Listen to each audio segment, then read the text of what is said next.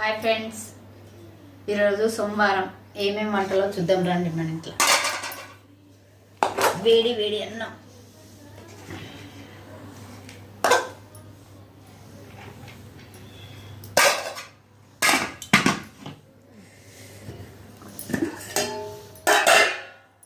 గోడు చిక్కుడుగా, మేమైతే గోడు చిక్కుడుగా అంటారు, మీరు ఏమంటారో కామెంట్ చేయండి.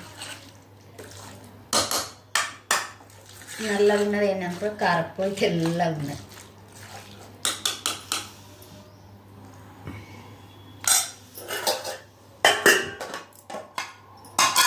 టమాటా పచ్చడి చూడండి.